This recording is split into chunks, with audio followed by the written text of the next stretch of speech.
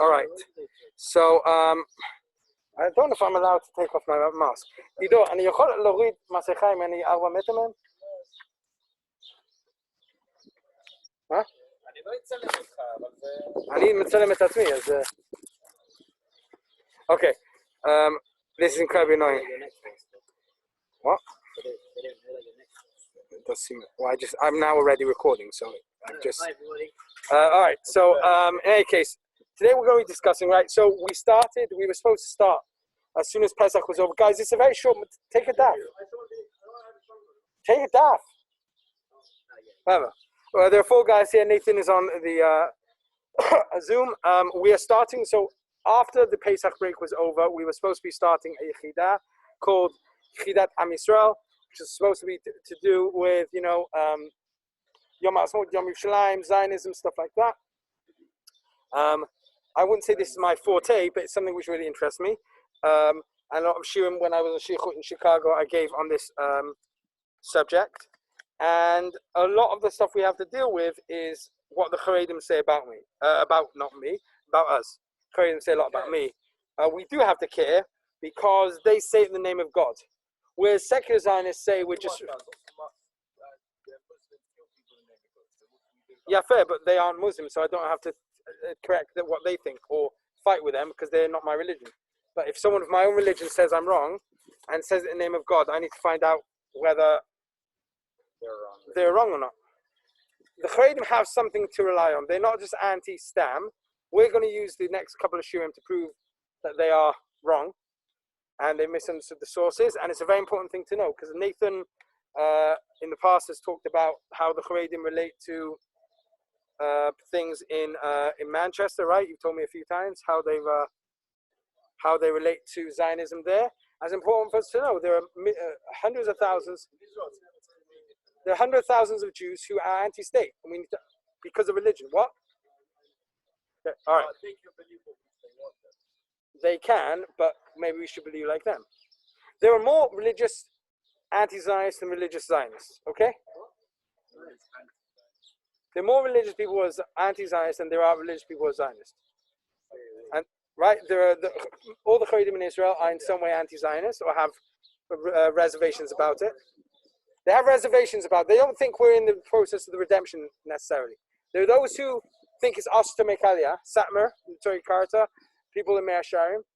There's the Gudda who think it only has to be religious, and if it's not religious, you can't work with us, with the Medina, or you're restricted. And all these different things. So we're going to see. So firstly, I want to show, I just found this poster now. I went into some anti-Zionist website, and some like music started playing, and I was like, what's going on? Without me asking for it, it just started playing. And it's some anti-Zionist music going on. But this is a Pashkavil. Anyone know what a Pashkavil is? Heard the word? It's Yiddish. Pashkavil is a poster which they put up with glue on the walls. It's all over Meir Sharon. They're called Pashkavilim. So this is a Pashkavil from the time of the Rav Menachem Shach, who was alive, I think died 20, 30 years ago. Maybe a bit more, maybe a bit less.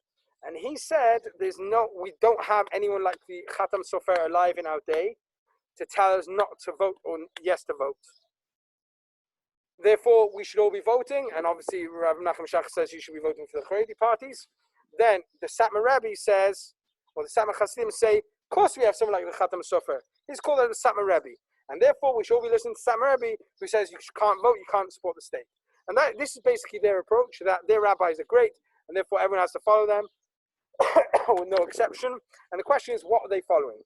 To say that it's absolute shkuyot is not true. They haven't just made it up. There are sources in the Gemara which seem to hint towards that you shouldn't be Zionist, and we need to deal with it. We can't just ignore it. Huh? Yeah, fair. So this is the whole shoe. Okay, today this isn't going to be a very long. It's not going to be an incredibly long shiur. We are going to be. 1 second. We're going to be seeing what they rely on, and then we're going to have like in the coming shiur, we're going to have like 9 answers why it's not relevant. Okay. In any case, so the oaths. Those who want Daf Makor, there's like 5 sources on this page. I don't think it's too heavy for you guys. In any case, so there are Sukkim and Shir Hashirim. Most of us don't say Shir Hashirim very often. Sfaradim say Erev Shabbat. If you're in that kind of shul. we say it on Shabbat of Chol Hamoed Pesach.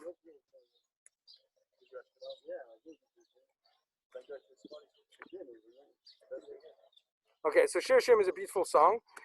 First, Sefer. Why wasn't it going to be included in the Tanakh? Anyone know? Originally, it wasn't going to be included until Rabbi Akiva stood up and said it has to be included in the Tanakh. Yeah. Why wasn't it going to be included? It's not like it's like a love story, no? So, what? One second. We have Tehillim already. Okay, fine.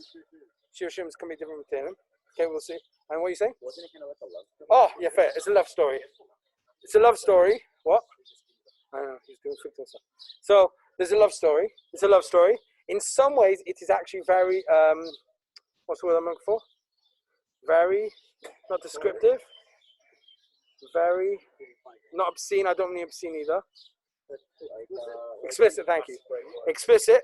It talks about the relationship between God and Am Yisrael, using a mashal of Shlomo Melech, basically describing the beauty of a woman, and it goes into quite explicit. Okay, it goes. Okay, let's just be careful how we describe Shlomo Melech. In any case, because of this, yeah. So Rabbi Akiva says it's Kodesh Kodoshim, it's Holy of Holies, and we need to understand the depths of it. Okay, so there are 4 times in Shir Hashirim which it says an almost identical pasuk. I only translate the first one because they're basically all the same, almost. Hishpati etchem benot Yerushalayim. There's a song. Hishpati etchem. No, it's not club music. I don't know why you'd go in that tempo, Danny. But okay. Hishpati etchem benot Yerushalayim. I adjure you. I make an oath with you, O daughters of Jerusalem, by the gazelles or by the hinds of the fields, that you neither awaken nor arouse a love while it is desirous. Well, doesn't he make it very like use very sexual words? I said it's explicit. For the children, already children to read that. So what's interesting is you cannot use an art scroll to understand what the psukim mean, because the art scroll says elucidated according to Rashi and doesn't translate the words, meaning it uses the nimshal, not the mashal. If you look in the English of art scroll, Shlomo Melech in Shir Hashirim describes the woman's breasts. Okay, what does the Midrash say they are? Shtei luchot habrit, the luchot habrit of Am. Okay, so instead of writing breasts, instead of writing down the breasts, it actually writes down Shtei luchot habrit in English. So you can never use the art scroll. Art scroll is good to use if you want to understand what the mashal is, the nimshal, but not to learn what the actual words mean. So in any case, in these oaths, which go on and on and on 4 times, we are sworn not to awaken the love. What does awakening the love mean? Any ideas? I just said that. Ishpati, Ishpati. Oh, no.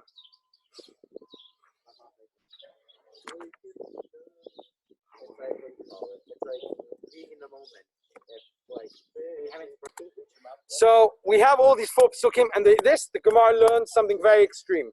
Okay, let's go and see the Gemara. What are these 3 oaths? The Gemara asks. It says there are 3 oaths. Firstly, there are 4 psukim. Somehow there are 3 oaths, and it learns that there are 3 oaths. What are those 3 oaths? God made an oath between us, Him, and the nations of the world. Us, Him, not the Holy Ghost. Us, Him, and the nations of the world. First oath is that they should not go to Israel as a wall. If you look at the bottom of the if you look at the bottom of the screen, it says Rashi should not go up as a wall together in a forceful way. We are not allowed to invade Israel. Okay, we cannot do what Ben Gurion did, Haganah, Lechi, Etzel. We can't do that. We can't forcibly go. We need to wait until permission, or until there's Mashiach, until there's a Navi saying we're allowed to come back. We can't, however, for sure, come up as a wall together in a forceful way. We can't do that. That's number 1. Number 2, Hashem knows the nation of Israel that they should not rebel against the nation of the world. Okay? Already, it's dark. Okay? Meaning we can't rebel. Already, if no one's using them, you can just pass them back. Okay? So, then you don't have to worry about them flying away anymore. Okay. Alright, so we aren't allowed to what? Rebel against them. There is a decree against the Jews you can't really rebel against them. You want to create an independent state in Uganda. The Jews of Britain, I'm sorry, want to create an independent state in Hendon. They can't do that. They can't rebel against the word. That's the Shavua and the Gemara. What? Where were you from again? Edgeware? Edgeware. If people want to, you can't do that. Is what I'm saying. Not saying it happened. Hashem made an oath with the nations of the world so as not to enslave the nation of Israel excessively. We can't suffer too much. Okay? So 3 oaths. We can't make Aliyah forcefully. We can't rebel against them. And then they can't make us suffer too much. Have the nations made us suffer too much? Yes. Before the Holocaust. Even before the Holocaust, did they? Yes. Khmelnytsky, right? I mentioned him tons of times. The anti-Semite in Ukraine who ripped the pregnant women's stomachs open, inserted cats, and then sewed them back up together. I'm sorry, Danny, that you're eating. Okay, we suffered greatly. From this, some people say that because, right, there's actually halacha, we'll learn this another time. If I make an oath with a vadia, a 2-clause oath, that one, if he does this, I'll give him a bottle of wine every day, and if he does something else for me, I give him a bottle of whiskey every day. If he breaks his promises and give me wine, I don't have to give him whiskey. And it'll be a raging alcoholic. Meaning there is a raging alcoholic. Any case, right? So if there's a double oath, if one side breaks it, you're absolved from that oath. So if the Goyim broke their oath already, perhaps we can rebel against them. Okay? And Rav Yehuda said, from where did he learn the prohibition that applies even to individuals? Okay, he says this. Rav Yehuda says, not only is it usher for many people to make Aliyah, Rav Yehuda says, even for one Jew to make Aliyah, you can't until Mashiach comes. Yeah, Rav Yehuda in the Gemara. We don't pass him by Rav Yehuda. If we pass him by the first opinion, which you can't forcibly make Aliyah. We're going to explain why we don't go by that either. If you look through in all the Shulchan Aruch, all the Rambam, it doesn't say anything about this Gemara. Okay, so firstly, you need to explain if it's halacha, then why doesn't anyone pick up on it? What'd you say?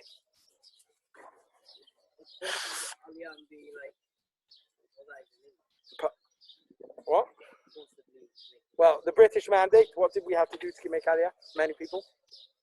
There was the Balfour Declaration, right? No, what was the Balfour Declaration? Oh, the Jews allowed a state. And then what? Then what was the white paper? Anyone know what the white paper was? You guys need to know some modern Israel history. Is when the British said, oh, there's a limit of Aliyah. Not, even though we promised you a state, no one can make Aliyah, basically. Right? And then they were trying to get out of the Holocaust and no one could get a white entrance paper. So then they did Mapilim. That's actually the first picture on the page. I'm sorry. This one on the left. This is like illegal Aliyah. Next to the that wasn't legal. That was in the time of state. Stole their babies. He's like very brown, so you always wonder why he's so brown. Like, yeah. Yeah. And he found out that when he was younger, took him from his parents and sent him to England. Yeah, it's crazy. It's crazy what they went through. They were treated terribly. Okay. So next to the Seret Shoshester base is Atlit. It's in Atlit, the base. Next there's a museum where they have the internment camp, which were people just escaped the Holocaust, then be sent to another camp. Obviously the conditions were completely different. The British were very bad to us, but obviously nothing close to the Nazis. But it was very weird to go from one camp, escape Auschwitz, survive Auschwitz, and then make it illegally to Israel and then be sent into a prison. Some of them were even sent to Sudan, and they were tortured and killed in Sudan. Because back then Sudan was part of the British Empire. So how do we know that even for one person to make Aliyah? He says, because it says Ta'iru and Tohu, there's a superfluous nature of the verse. Rav Levi says, no, there aren't three oaths. There are 6 oaths. The first 3 we mentioned, and the other 3 are not to reveal the end. Let's say you are a crazy Kabbalist, and you know that the Gula is going to come in 2 years and 5 days. You can't tell anyone. Also for you to tell anyone. Oh, go punish you in some way. Then everyone knows. I don't know. Is it? Why is it? What's the bad side of knowing when the redemption is happening? Or telling people? You don't pray for it. 1. Number 2. if you end up being wrong, you think you know the end, and you end up being wrong, what's going to happen? Everyone's going to lose faith. You said it was going to be in a month. The Mayan calendar, there was that crazy thing with the Mayan calendar ends and the Armageddon's going to come. Yeah, and it never happened, right? Okay, so you need to calm people down, not okay, and not to distance the end, meaning not to sin, to make the end. No, don't sin, because that will cause distancing of the redemption. And the sixth is not to reveal the secret to the idol worshippers. We have secrets. The secret mentioned here is how we do the years. The way we make the yearly calendar is very, very complicated. We're not supposed to reveal this to the non-Jews. Okay? So first we have six. How many oaths do we have? 3 or 6. And the oath about making aliyah may even prohibit one person from making aliyah. So a Haredi person will come with you to this Gemara and say, how come you made the aliyah with nefesh and nefesh? You're not supposed to make aliyah. What are you going to answer him? How can you? No, but okay, but nefesh and nefesh was set up to allow mass aliyah. How come you're making mass aliyah now, even as an individual? You're part of mass aliyah. How come you're doing it? How are you going to answer him? My parents made me. Okay, shut up. You don't apply. Okay, those who voluntarily made aliyah and weren't like tied to the suitcase and put on a plane, how are you going to answer it? What? Okay, but the Gemara says you should make aliyah.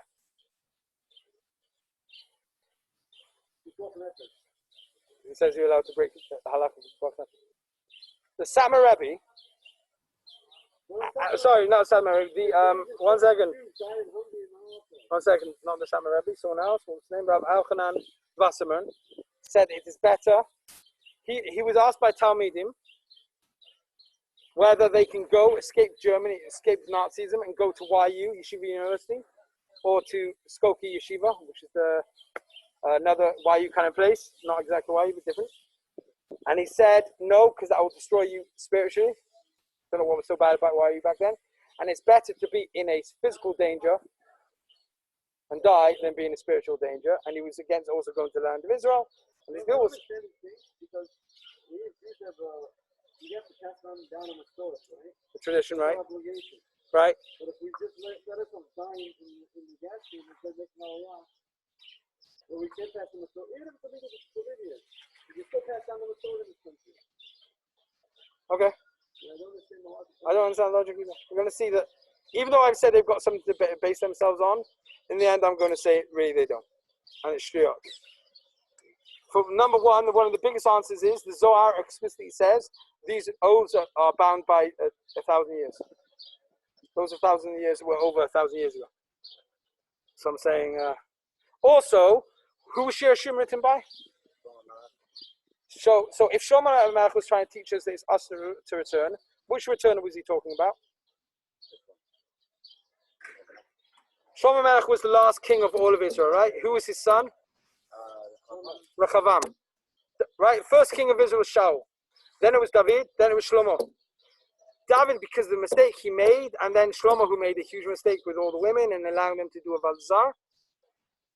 He's told you're going to get the kingship taken away from you, but not in your life, because of David the Melech, his righteousness. I'll take it away in your son's life. Rechavam becomes the king, but acts idiotically, and Yerovam takes away the 10 tribes, and Rechavam he remains the king of the Yehuda and Binyamin, and some of Levi and some of the other tribes come and join. But the vast majority of Am Yisrael now, in an independent state called the Northern Kingdom, Yisrael, the south is called Yehuda. Okay? It's basically Shomron and upwards. So north of Yerushalayim and up. They basically had. Pardon?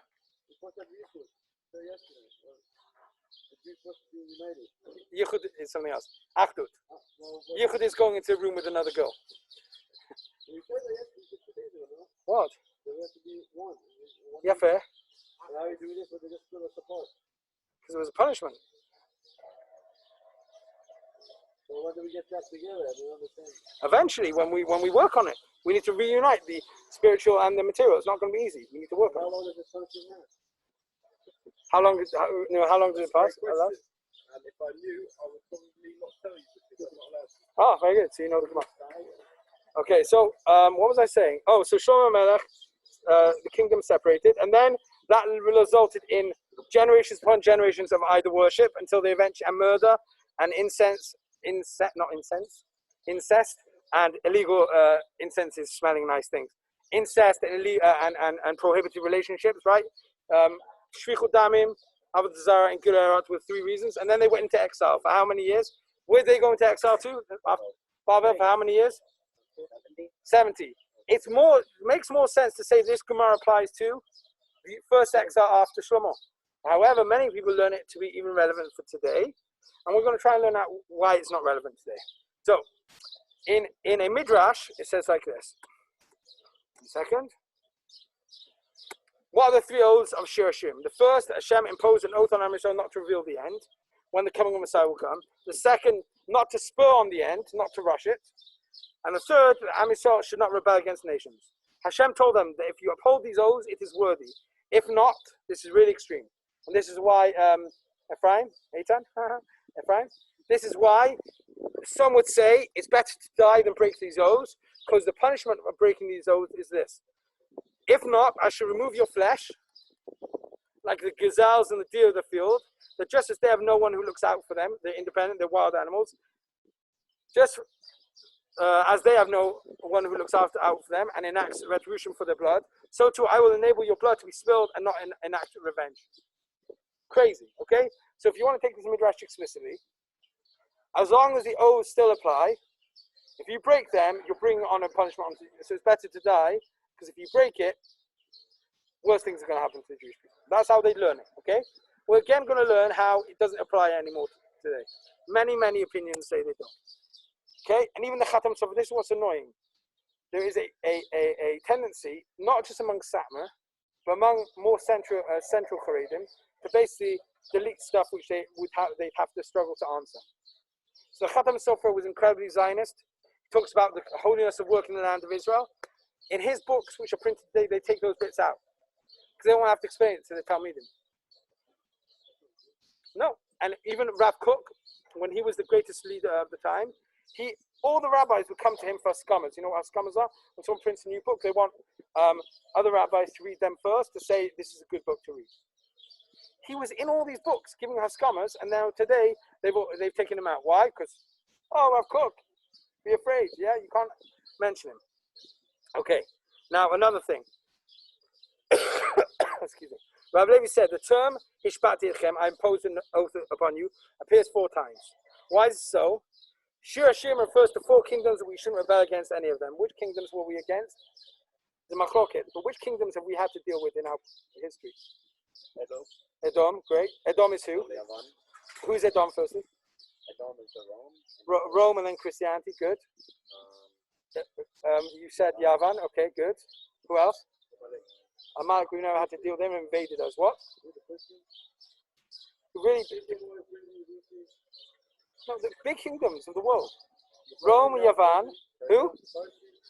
Parsim, and who else? He said Rome was right. What?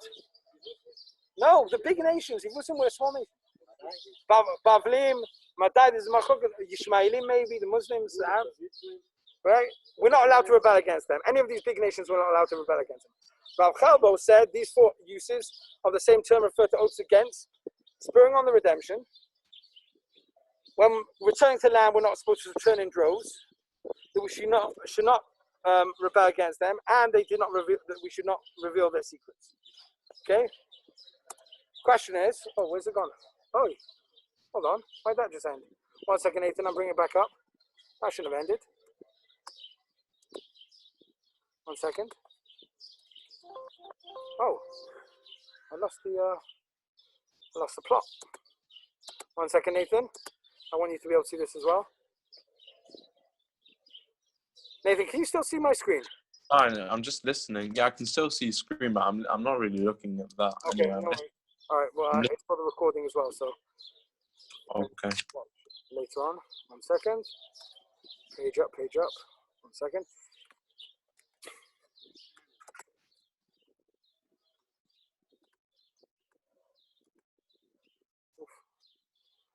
Second, new insert page, new slide. I thought I added this.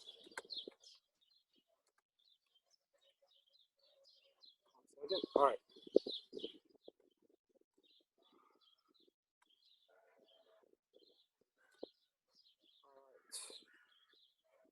Guys, only at this point, I really encourage everyone to just take the page because there's a quick table which basically summarizes this whole shiur at the back, this thing, okay?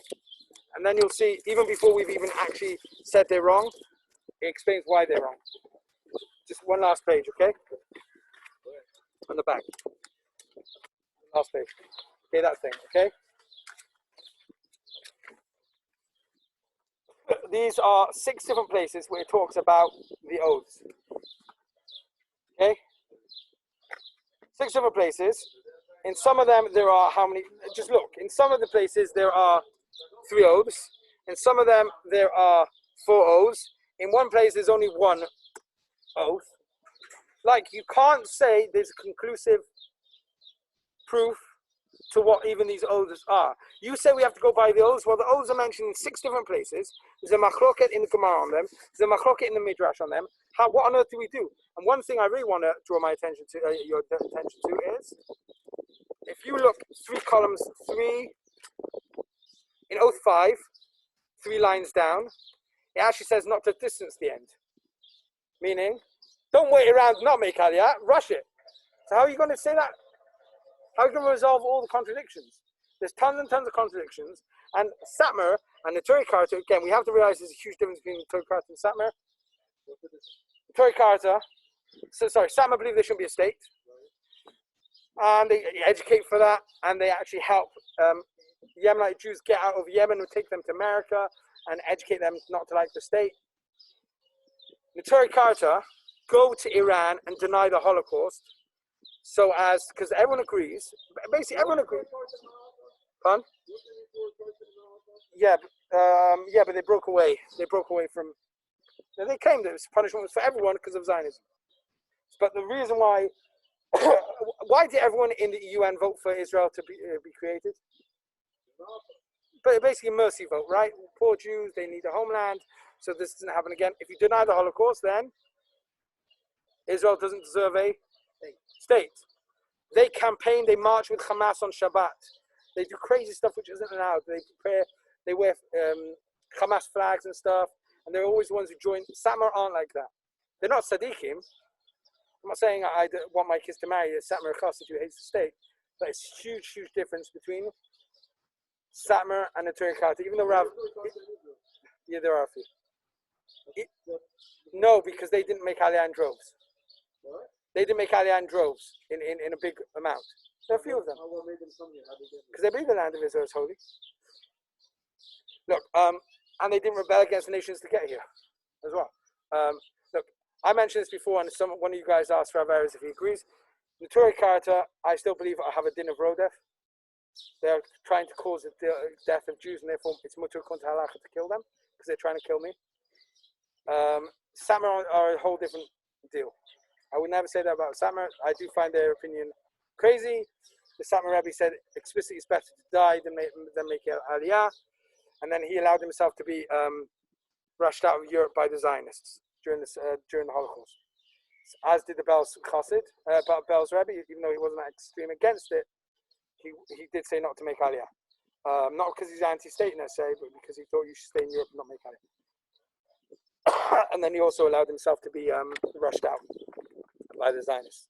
So we see here, it's very important to realize this is what they are all going on, the 3 oaths. We can go and see the Gra disagrees with this, the Zohar disagrees with it, Rav Kook obviously disagrees with this, many rabbis disagree with this. The Ramchal, we're going to see, or one of the Mepharshim on the Ramchal disagrees with this.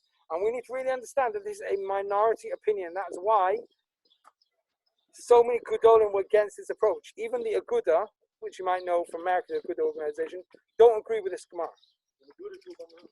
The Aguda broke away from the religious Zionists. They used to be part of the Mizrahi. The reason they broke away is because they weren't happy with how the Mizrahi were working with the secular. But they were, in some way, believed that choosing to come back to Israel. I'm not talking about what American Aguda is today, but Israel Aguda. Yeah.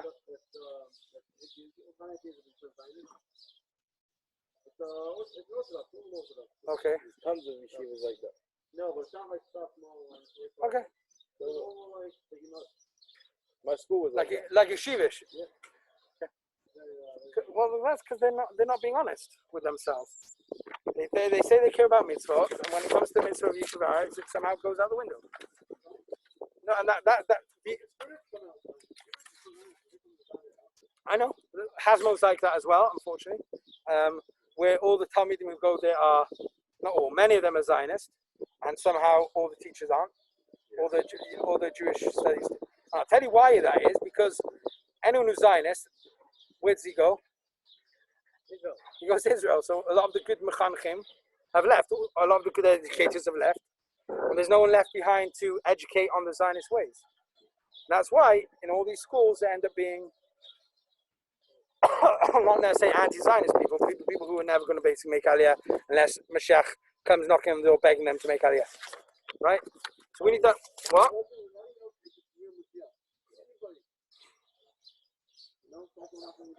Okay, so you're not supposed to believe any Meshugana. First, I agree with you. Rabbi Akiva himself made a mistake. Who did Rabbi Akiva make a mistake with? Me. No, Shabbat he was hundreds of years. Who did Rabbi Akiva make a mistake with? Rabbi Akiva made a mistake with him so much so that he was his what? He made a mistake so much so that he went into battle with him, and he was his shield carrier. No. The Babcha Rebbe. No. Akiva did not think of that. He made a rebellion against the Romans. Come on, guys. Bar Kochva. Okay, so if I'm to agree with you, yes, it is hard to know. Yeah, but it's not going to be any of these Meshuggahs walking around. He's going to make miracles, mate. He's going to do miracles. There are simanim that we know. There are simanim that we know that he's going to be able to do. The main reason we know he'll be able to do nisim. Oh yeah, he's going to make up. Ask him. I want a cup of tea. He's going to flip him magic you a cup. I can't remember exactly, but the reason why most Chachamim didn't believe Bar Kokhba was a Mashiach, apart from the fact he got everyone to cut off their thumbs or something, is because the Messiah was the Mashiach was supposed to be able to ride on a horse and pass a tree and uproot it from the ground in a miraculous way. Like one of these trees, like just rip up, and he wasn't able to do that. And he was able to have incredible miraculous power. Maybe Rabbi Akiva thought that was a mashal and not literal.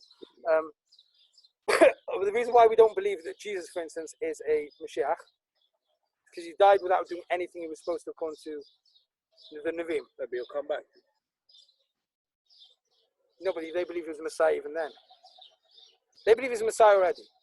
He died without doing anything. Right. He caused more damage to Jewish people than good, and didn't bring any of the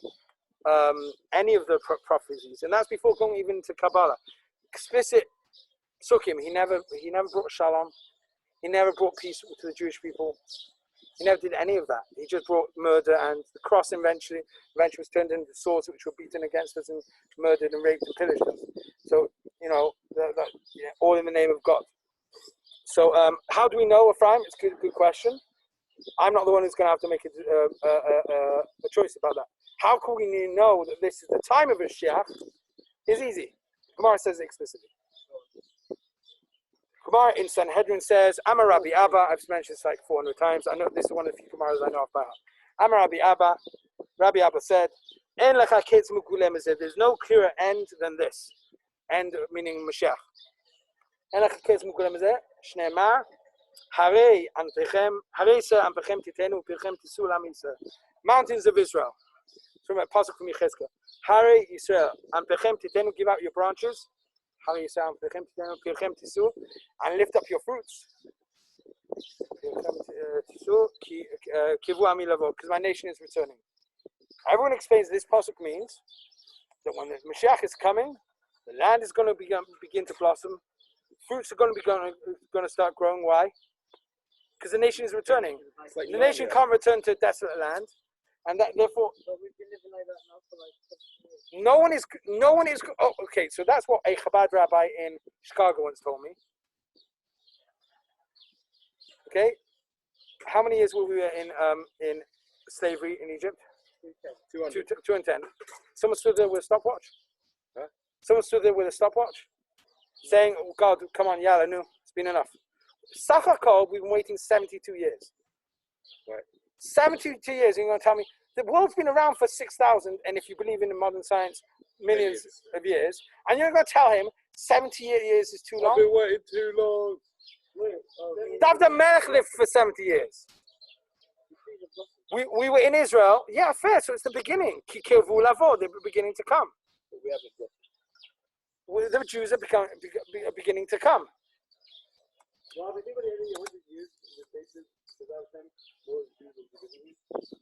Unfortunately, yes, and unfortunately for the wrong reasons. Meaning because of intermarriage as opposed to Aliyah is still ongoing, and now anti-Semitism in these times is increasing and increasing because we're being blamed for the coronavirus because we all like killing other people. Yes. Who's blaming us? Everyone. Really? With a huge spike in anti-Semitism. Firstly, unfortunately, in Williamsburg, which is a Satmar center, they're ignoring the rules and they keep coming. And schools just being closed down by the government. And the mayor of New York blamed the Jews. All of them, New York City, instead of just saying this sect of Jews, he's like said.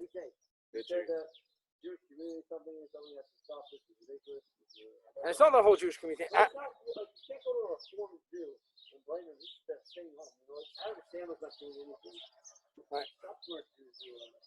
So he made it collective, which is good. He's making collective because we are one nation. Thankfully, he understands the one nation, but you can't. Right, but if he was to do that with Islam, everyone would be up and like going crazy. Because Islam's how many times bigger than us? No, it's because the lefties care about Islam, right? That's one of the craziest things. Islam is supported by the left, even though Islam is anti-gay and stones people. Yeah. Have you seen the post that says LGBTQ for Palestine? That makes no sense.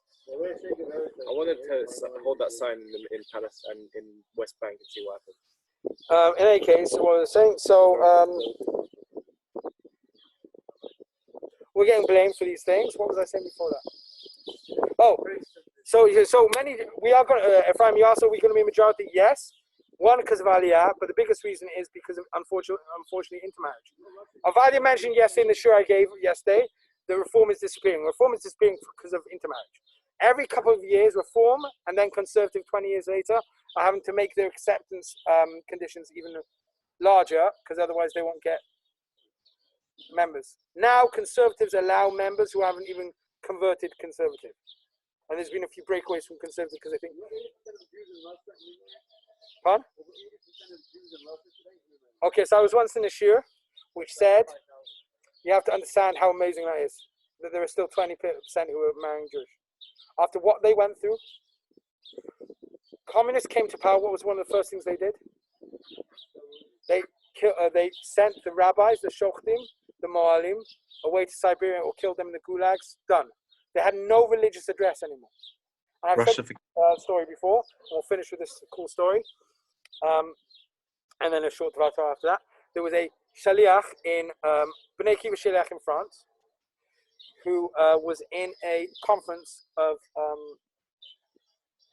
shlichim in Paris from all around Europe, and they were all telling about the amazing thing they were doing, amazing things that they were doing, and came his turn. He said, I came here never thinking I'd have to stop people eating rabbit on Pesach. And I said, what? Rabbit on Pesach? He's like, yeah, I'll tell you a story. I'm a rabbi. My job is to be a shaliach in a sniff in southern France. And one of my best madrichim is very involved. And I went there to run a Seder night, and he was supposed to be helping me, but he cancelled on me. And I asked him, why are you cancelling? And he said, because my grandmother from Ukraine is here. So we're doing Seder together. And he was like, so what does your grandmother make? Which on the inside the thing. Okay. I'm quite sure they're inside the. Okay, we'll deal with that after. Okay. Okay, so he said, what's one of the things you like the most that she makes for Pesach? And he answered, rabbit. Rabbit? He's like, that's not kosher, right? He's like, yeah, it's not kosher, but it's kosher for Pesach. What? What? So what? I came here to do that, help people not to eat rabbit on Pesach. And then a guy that at the conference said, there's actually a source, a makora for why he's eating rabbit on Pesach. What do you mean there's a source? It's like, okay, Soviet Russia is created. They have to get rid of all the Haggadahs. Everything goes away. They cut off completely from religion. Berlin Wall falls. Judaism is allowed again. They open up their Haggadahs and then they don't know what's going on. So back in the day, Haggadahs used to be illustrated by non-Jews. You give a Haggadah to a non-Jew, and the non-Jew would draw a nice picture, and the non-Jew who doesn't speak Hebrew would ask what it says on the Hebrew side. Avadi, I think you remember the story, right? So when Seder night is Motzei Shabbat, you need to make Kiddush and Havdalah together. And the way to remember the order is a Rosh Tevot Yak Nahaz, Yain, Kiddush, Ner, Havdalah, Zman. That order. So when they got to that page, the non-Jew asked, what's on this page? And the Jew read out Yak Nahaz. Yak Nahaz in German or something means a rabbit hunt. A hare in German is Has. Okay? So they drew a picture of horses chasing a rabbit. So 70 or 80 years after, 70 years after communist Russia has basically wiped out Jews, and they open it up, and now they're thinking they should be eating rabbit for Pesach, because there's a picture of that on the Haggadah. So one last thing I want to say, even though it's great when Jews make Aliyah, we need to make sure it's for the good reason. When Jews make Aliyah because of anti-Semitism, it's a Chilul Hashem. Because a decree is making them gum. What do we want? We want people like Danny to be dragged here by his parents, to struggle with it, and then to realize, I'm happy I'm here. I realize it's the right reason. But if people are being dragged here forcibly, that's not the right reason to come. And that is why, unfortunately, many Russian Jews, I'm not sure what's going on now, many Russian Jews who made Aliyah previously then are making now Yeridah, because they ran away from Russia because it was after the communism, it was falling apart.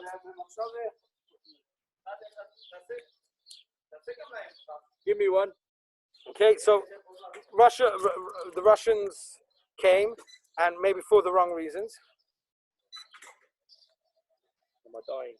Maybe for the wrong reasons, and because they had to do with fleeing poverty. And now they're here, and many of them are leaving. We need to make sure there's a Kiddush Shem. The Kiddush Shem is coming here for the right reasons, and please God, we'll all find those right reasons. We're not just coming here because it's easier to do mitzvah. We're not just coming here because it's easier to do mitzvah. We're not just coming here because we want to be Rambos and serving the Israeli army. We're coming here because we believe it's part of our religious duty to bring the Mashiach and to live in the land of Israel. On that note, I'm going to stop recording.